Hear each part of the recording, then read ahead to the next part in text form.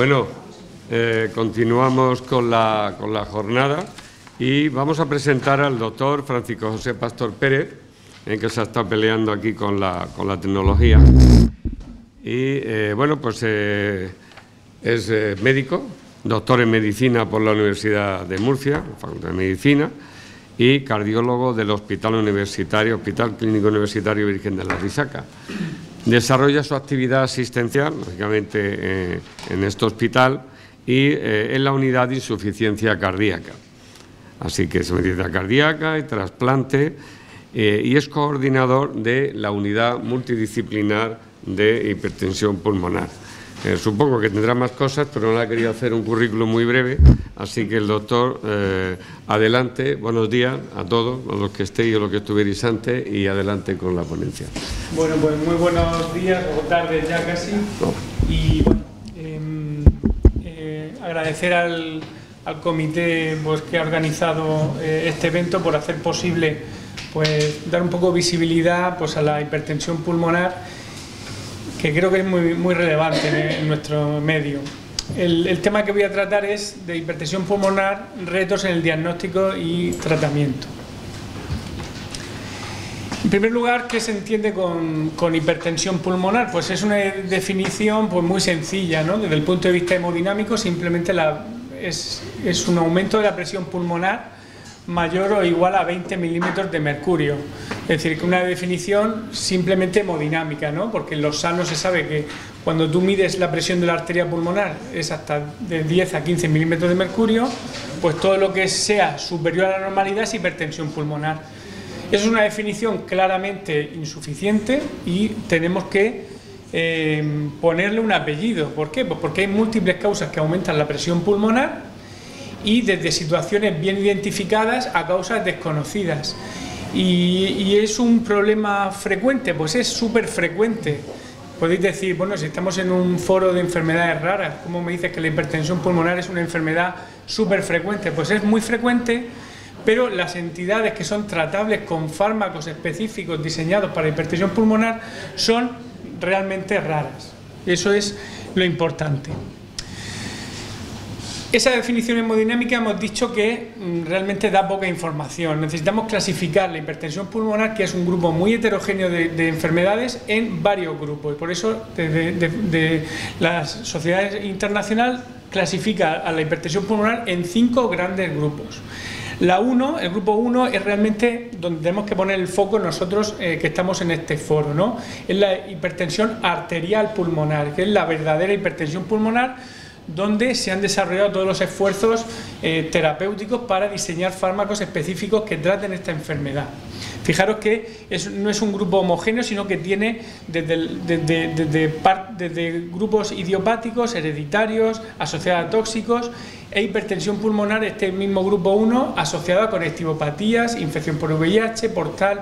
Es decir, es un grupo relativamente diverso, pero comparten mecanismos fisiopatológicos similares y sobre todo respuestas a tratamientos similares. Por eso se clasifican en determinados grupos, cada uno en el suyo. El grupo 2, enfermedades del corazón izquierdo, que son claramente las que son más frecuentes en nuestro medio, lo que es la insuficiencia cardíaca. Grupo 3, todas las hipertensiones pulmonares asociadas a enfermedades respiratorias, grupo súper frecuente también. Y el grupo 4, tromboembólica, cuando tienes obstrucciones de las arterias pulmonares. El grupo 5 son misceláneas de patologías con fisiopatologías muy diversas y se clasifica en un grupo aparte. Importante lo que os he dicho, que se clasifica entendiendo una fisiopatología similar y una respuesta al tratamiento similar. No es lo mismo un grupo 1 que un grupo 2 que un grupo 3. Y aparte, ¿por qué es importante clasificarla? Porque el pronóstico de esa hipertensión pulmonar, por eso es tan importante poner el apellido, porque el pronóstico va a variar en función del grupo. No es lo mismo el pronóstico de una enfermedad asociada a una cardiopatía congénita que una hipertensión pulmonar asociada a una esclerodermia que tiene un pronóstico malísimo. Es decir, que cada grupo nos identifica qué podemos esperar de esa enfermedad y cuánto de agresivos tenemos que ser con ella. Importante lo que os he comentado antes, que los tratamientos van a variar en función del grupo. No le voy a pedir lo mismo a un tratamiento para una hipertensión pulmonar asociada a una cardiopatía isquémica, una insuficiencia cardíaca, que a una hipertensión pulmonar del grupo 1, que como pongo aquí, tiene fármacos específicos diseñados para la hipertensión pulmonar, que un grupo 4, que el tratamiento es quitar los trombos que están pegados en las arterias pulmonares y puedo usar fármacos también, pero el tratamiento es totalmente diferente. O un grupo 2, que es asociado a patología isquémica, que el tratamiento es de la enfermedad de base. Si es una insuficiencia cardíaca, pues la insuficiencia cardíaca. Tratarlo con diuréticos o con fármacos específicos de la insuficiencia cardíaca. Igual que la hipertensión pulmonar del grupo 3, tratamiento de la enfermedad respiratoria, pero en general no hay tratamientos diseñados específicamente para tratar la hipertensión pulmonar de las patologías respiratorias. Eso es lo que es importante remarcar. El reto 1 que nos planteamos en las consultas de hipertensión pulmonar es la importancia del diagnóstico, porque el diagnóstico es complejo, tenemos un abanico de posibilidades y tenemos que encuadrar bien a nuestro paciente. El abordaje, como se ha dicho a lo largo de estas charlas, debe ser multidisciplinar. Uno solo no puede abordar toda la complejidad de la patología y se tiene que apoyar en otros compañeros. El pronóstico hemos visto que es muy diferente entre grupos y esto es muy importante. Los errores en la hora de diagnosticar y tratar a los pacientes exponen a los pacientes a tratamientos que a veces son innecesarios y costosos. Es decir, yo darle a un paciente con insuficiencia cardíaca un tratamiento vasodilatador pulmonar que encima puede costar 2.000 o 3.000 euros al mes, no le va a servir absolutamente de nada, incluso lo puede perjudicar. Y si yo no diagnostico correctamente a un paciente y no lo encuadro en un determinado grupo, estoy evitando que ese paciente pueda recibir un tratamiento importante que le mejore el pronóstico. Entonces, esto es muy importante y la única manera que tenemos es diagnosticar bien a nuestros pacientes. Hemos dicho que la frecuencia es muy variable y esto es un esquema sacado de las guías de práctica clínica vigentes actuales que han salido este año.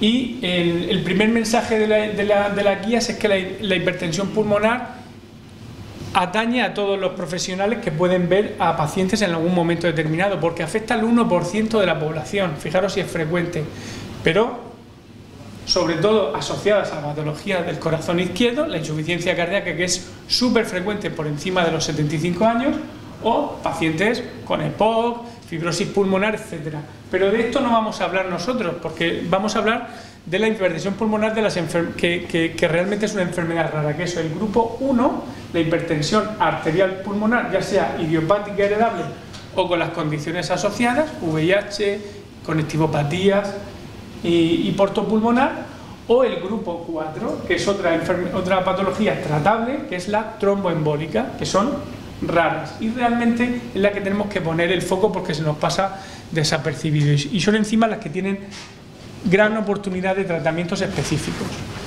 El grupo 1, como he dicho antes, se considera enfermedad rara. Fijaros, una incidencia de 3 casos por millón de habitantes y una prevalencia de 16 casos por millón de habitantes. Es decir, que es una enfermedad que en una consulta de hipertensión pulmonar de un área regional no podemos esperar tener 200 pacientes con este tipo de hipertensión pulmonar porque no nos saldrían las cuentas y probablemente estemos sobrediagnosticando a pacientes.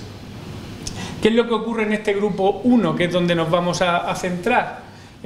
Pues ocurre que de un vaso normal, el vaso sufre un remodelado patológico por fenómenos de inflamación, proliferación, vasoconstricción y trombosis y se queda un vaso totalmente obliterado en el cual pues el ventrículo derecho, que es el que tiene que inyectar la sangre frente a esa circulación pulmonar, le fracasa, claudica y es el responsable al final de la muerte de los pacientes. Ese fracaso del ventrículo derecho como consecuencia de que no está entrenado para inyectar la sangre frente a un circuito que en teoría es un circuito de baja presión y va aumentando la presión progresivamente por mecanismos desconocidos.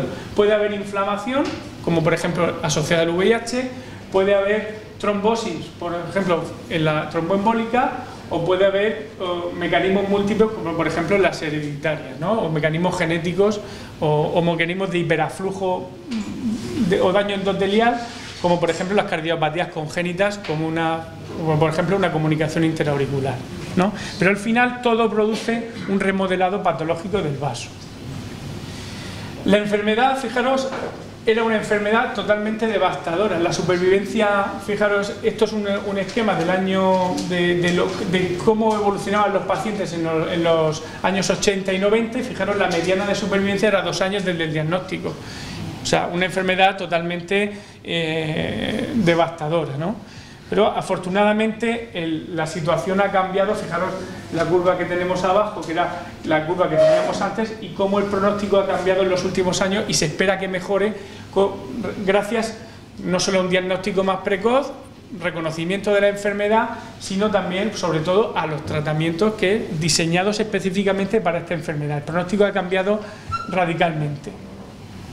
Pero hay que diagnosticar antes también a los pacientes. No podemos pretender, esto es una tabla es una figura que representa la supervivencia de diferentes cánceres, ¿no? Que parece que estamos muy familiarizados con el cáncer, y comparado con lo que nos ofrece la hipertensión pulmonar en diferentes estadios evolutivos. Fijaros que si el paciente se nos presenta con una hipertensión pulmonar clase 4, o sea, disnea de reposo, situación de shock, el pronóstico vital es malísimo, como un cáncer de pulmón, o sea, la mortalidad es malísima.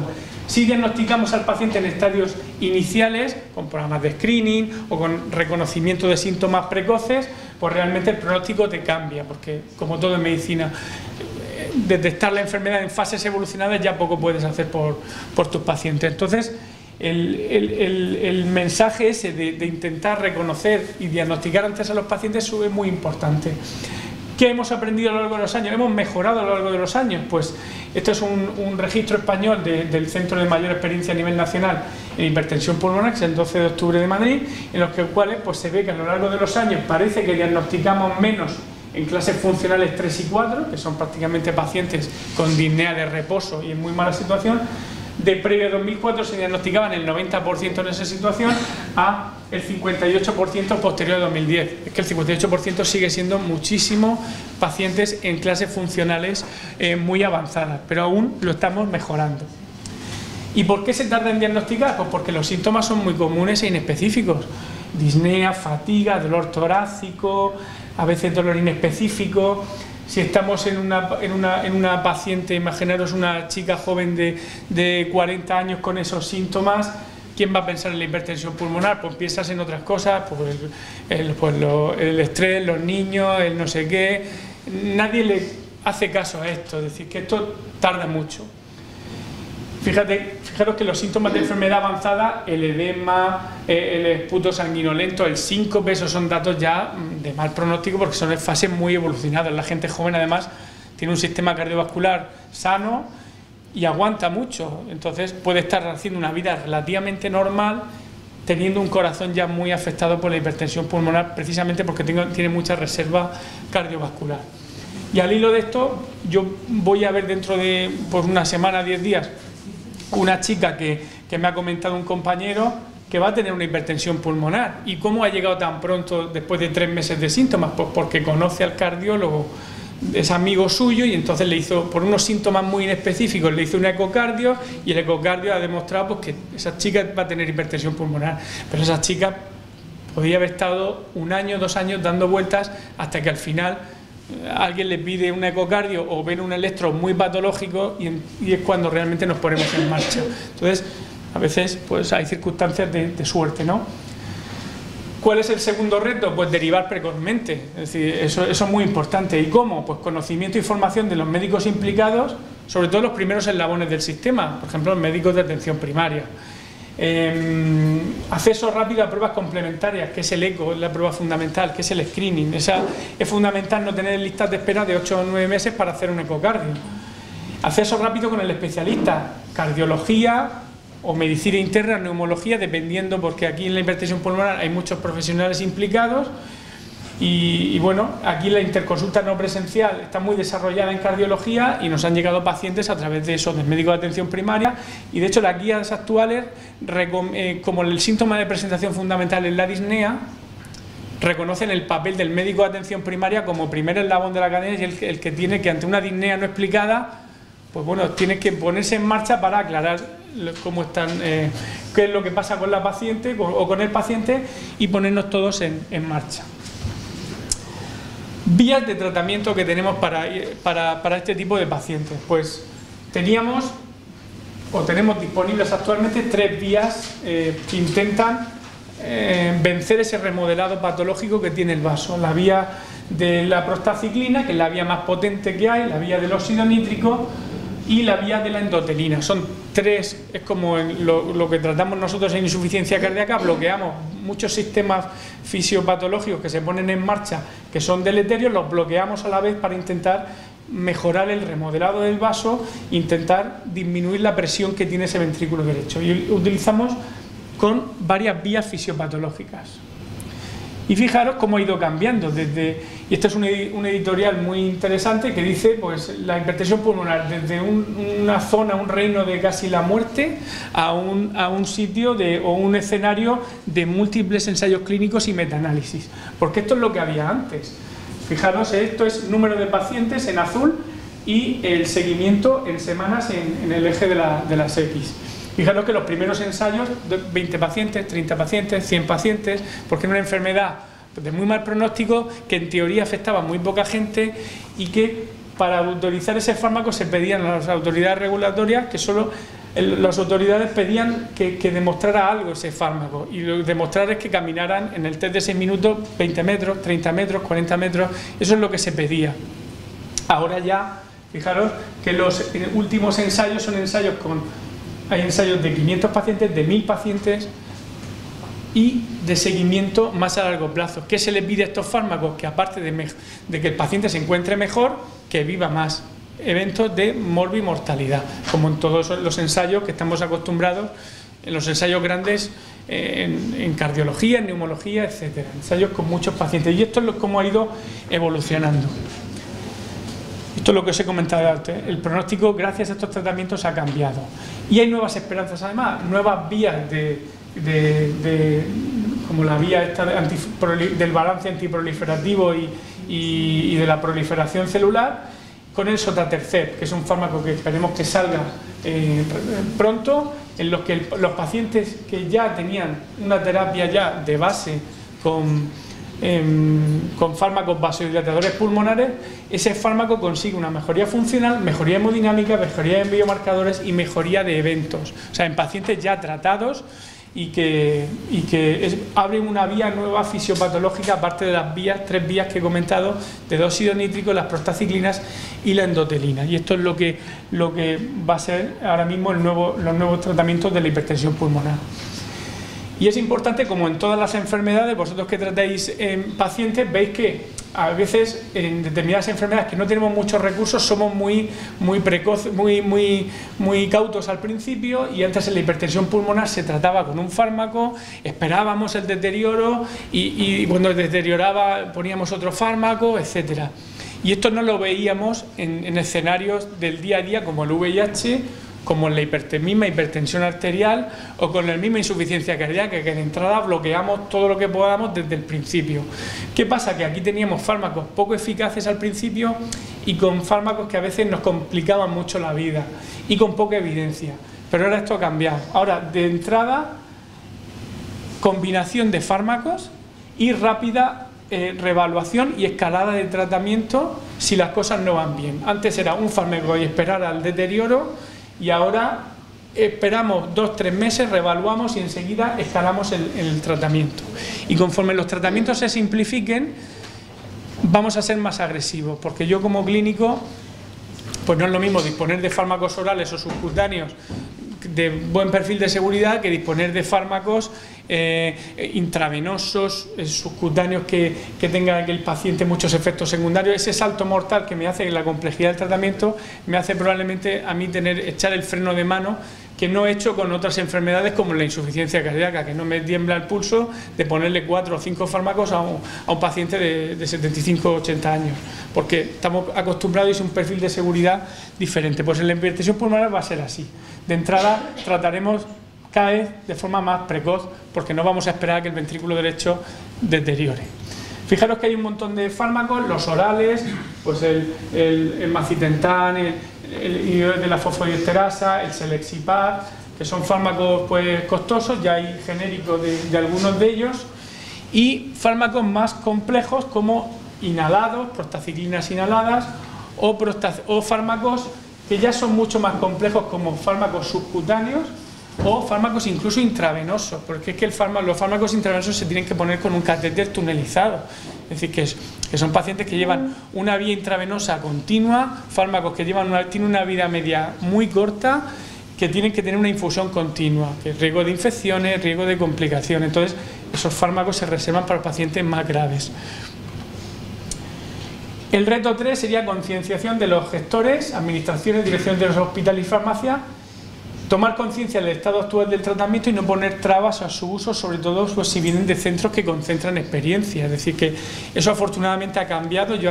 Cuando empezamos con la consulta de hipertensión pulmonar, a veces había muchas trabas en determinados fármacos, justificar que si las comisiones, no sé cuántos, y era un follón.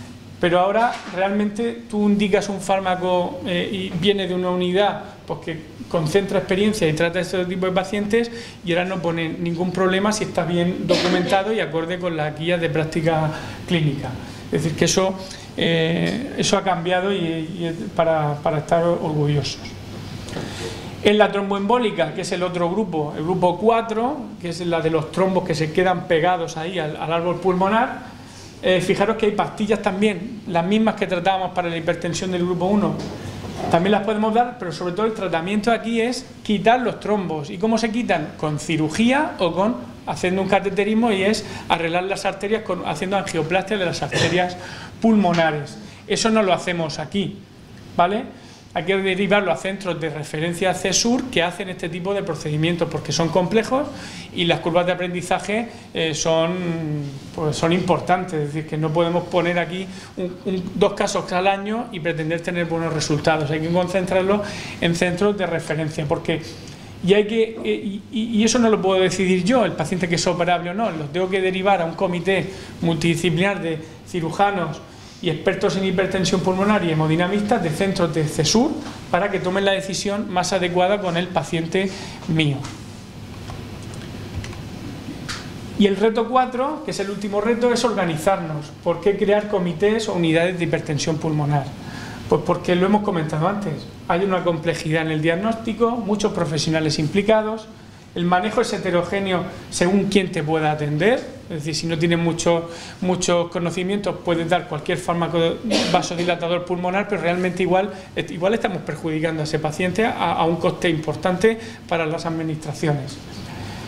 Hay que evitar el uso inadecuado de fármacos sin completar estudios. Yo he visto que hay pacientes que igual reciben tratamientos específicos sin un estudio hemodinámico que confirme la presencia de hipertensión pulmonar, que es el gold estándar. Eso no se debe hacer.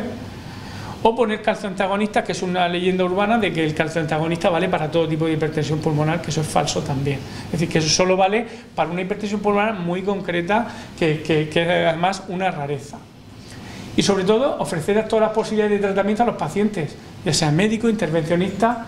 Y sobre todo, pues una cosa que hemos encontrado nosotros es que ofrecer también puntos de apoyo locales a pacientes que estaban seguidos en centros dispersos, en centros de referencia CESUR, por ahí, y en Murcia no los seguía nadie, y cuando tenían un problema cogían el coche y se iban para Madrid, porque no había nadie que los pudiera seguir, porque era una enfermedad que todo el mundo le tenía así miedo. Pues claro, pues no tienes pacientes y al final, si tienes complicaciones, pues para Madrid, que es donde te siguen, ¿no?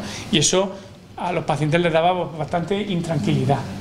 Por tanto, hay que tener comités locales dentro de cada hospital, cada área de salud tiene que organizarse, independientemente de que haya zonas que tengan más experiencia, pero cada hospital debe de alguna manera tener una vía para vehiculizar y derivar a los pacientes a centros intermedios de referencia. Nosotros tenemos un comité multidisciplinar que abarca todas estas especialidades, y los objetivos es, en resumen, atender adecuadamente a los pacientes y derivarlos a centros de mayor experiencia que nosotros en casos necesarios, ¿vale?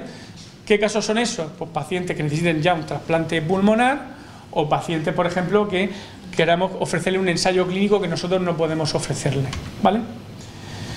Esto es importante porque la enfermera nuestra de la consulta de insuficiencia cardíaca pues se fue a Madrid pues a aprender cómo se recargaba una bomba que ponían los compañeros de Madrid en el 12 de octubre, que los pacientes antes iban una vez al mes a cargarse la bomba a Madrid, y la enfermera pues fue de forma desinteresada allí a aprender, y a los pacientes, los 5 o 6 pacientes en los cuales tenemos una bomba implantada dentro del abdomen para infusión continua de prostaglandinas, se cargan aquí sin necesidad de ir a Madrid, que eso es lo que hacían antes. Entonces, pero eso se ha hecho pues recientemente, ¿vale? O atender a las complicaciones, las pacientes que llevan un catéter tunelizado y se infectan, en algún momento, cuando tenían un problema, cogían el coche y se iban a Madrid a que le cambiaran el catéter tunelizado, y eso pasaba. Entonces, pues ahora nosotros, cualquier paciente que lleva esto, pues se ingresa aquí, se pone el tratamiento y se cambia el nuevo catéter aquí, porque hay médicos que se encargan de verlo, y esto nos pasaba hace mucho, ¿vale? ¿Cómo estamos organizados nosotros? Y ya me quedan 2 minutos. Pues nosotros, realmente el centro de referencia nuestro es el CESUR del 12 de octubre de Madrid. Hay 2 CESUR en España, uno en Madrid y otro en Barcelona. Nosotros actuamos de centro intermedio de complejidad intermedia. Los CESUR tienen que tener trasplante pulmonar y tienen que tener también cirugía de endoscopia pulmonar y angioplastia de arterias pulmonares, cosa que nosotros no tenemos ninguna de las 3. Ni creo que aspiremos a tenerlo por población, ¿no? Pero bueno, nosotros somos centros intermedios que nos coordinamos con centros locales de Lorca, Caravaca, Ciencias, de todas las áreas de salud. Recibimos pacientes de todo eso. Nosotros hacemos una valoración, un filtro, los tratamos, y cuando los pacientes cumplen esta serie de criterios, los derivamos al CESUR para seguimiento compartido.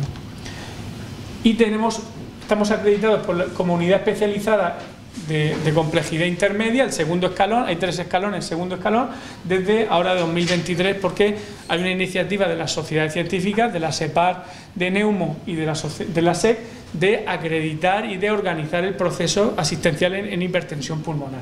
Nosotros pues ya tenemos esa acreditación. Estos son los pacientes que tenemos, que no voy a aburrir, pero tenemos sobre todo pues pacientes, tenemos unos 50-52 pacientes en activo. No podemos pretender tener 500 pacientes con hipertensión pulmonar, porque entonces verían las hipertensiones pulmonares de la insuficiencia cardíaca, que como yo me dedico a la insuficiencia cardíaca, pues tengo mucha más hipertensión pulmonar, pero la realmente que nos interesa son unos 50 pacientes, que es lo que nos toca por población, ¿vale? Estos son los casos derivados a centro nacional. Pacientes ya con prostaglandinas intravenosas, pacientes para valorar cirugía de tromboendarterectomía pulmonar, que se han operado varios y con éxito, o pacientes porque les tenemos que ofrecer un ensayo clínico donde aquí no podemos. Eso es importante, reconocer que tenemos nuestras limitaciones y poner en contacto a los pacientes con sitios donde se hagan ensayos clínicos para que puedan tener acceso, por ejemplo, al sotatercept, que hay pacientes nuestros que participaron en el estudio del sotatercept y ya pues están recibiendo el fármaco activo. La conclusión es que es necesario organizar el proceso de atención a los pacientes con hipertensión pulmonar. Debe haber pocos centros regionales que concentren casos, es decir, que tiene que ser un primer filtro, si no, si cada uno lleva 4 pacientes en la región, pues al final nadie concentra experiencia. Tiene que haber una vía directa con un CESUR de referencia para dudas diagnósticas, ofrecer tratamientos intervencionistas y nuevos tratamientos en fase de ensayo clínico, y ellos agradecen tener un interlocutor. Ellos cuando llaman, pues me llaman a mí porque me conocen a mí, pero antes no sabían a quién dirigirse. Concienciar a los gestores de la realidad actual de la enfermedad, que reconozcan el papel de las unidades multidisciplinares emergentes locales y dotar recursos para su desarrollo. Nosotros ahora mismo pues contamos con el mismo personal que tenemos en la consulta de insuficiencia cardíaca. Esto es una actividad adicional. Conforme vayamos creciendo, pues o tenemos una enfermera más que se dedique, porque se dedica al trasplante, a la hipertensión pulmonar, a la insuficiencia cardíaca. Entonces es como todo, ¿no? Pues ya que estamos aquí, pues pedir un poco de recursos. Y muchas gracias.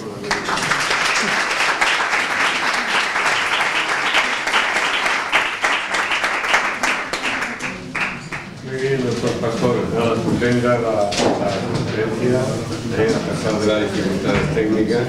Y bueno, pues aquí ahora hay un público importante. Si queréis hacer alguna pregunta al doctor Pastor sobre este tema, solo tenéis que levantar la mano, que lo ha hecho en un tiempo muy allí. Adelante. Hola, buenos días, enhorabuena por la charla. Yo tenía consulta, ya no como profesional, sino como paciente. ¿Es posible que un síndrome de COVID tardío pueda provocar una hipertensión pulmonar?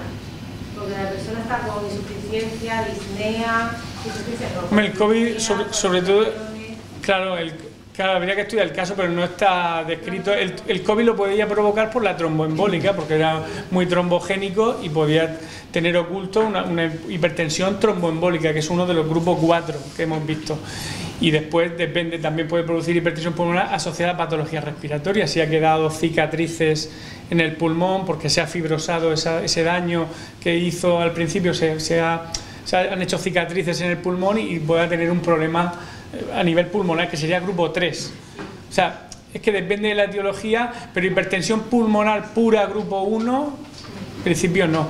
Lo que sí produjo hipertensión pulmonar en su momento es cuando lo del aceite de colza, ese famoso, eso sí que produjo una epidemia. Por eso el 12 de octubre que le pilló ese área de salud de esos pacientes eran del área del 12 de octubre, por eso se desarrolló el CESUR del 12 de octubre, aprendiendo a través de las hipertensiones pulmonares tan graves que se desarrolló a partir del tóxico ese del aceite de colza. Pero en el COVID o es tromboembólica o es...